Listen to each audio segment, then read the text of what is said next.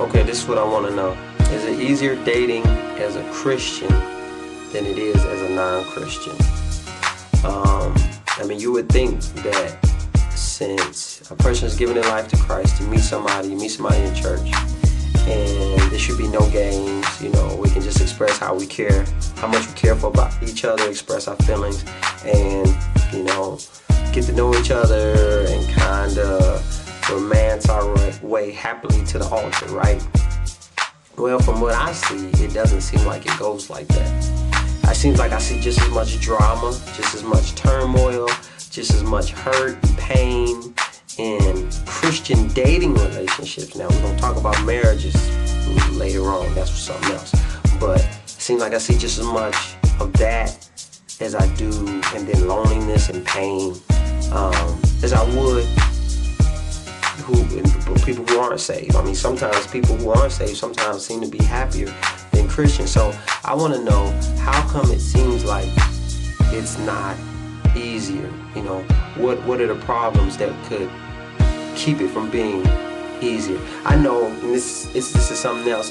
Sometimes guys say that women will come to them and say, "You're my husband."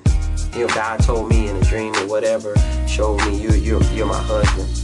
And now there's a problem when 3 women go up to the same guy and say, "God told me." You know, why is that?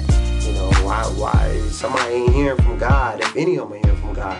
Then you have the challenge of women may say that some of the guys in the church, even a lot of times if a guy is a minister, he preaches, or, you know, he's a musician, a singer, whatever, they say he's got all these females that want him. You know, he running through all these women, you know. So why is that? Okay.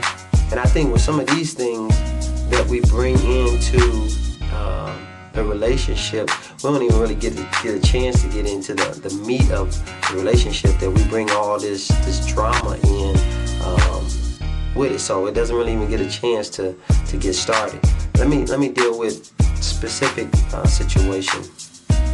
Sometimes we feel like people play games in relationships. And what I mean by games is, if you just go and tell somebody, "Well, I like you, I really want to be with you," that person, it's like you don't want to be with that person. You know, I don't know if it's too easy.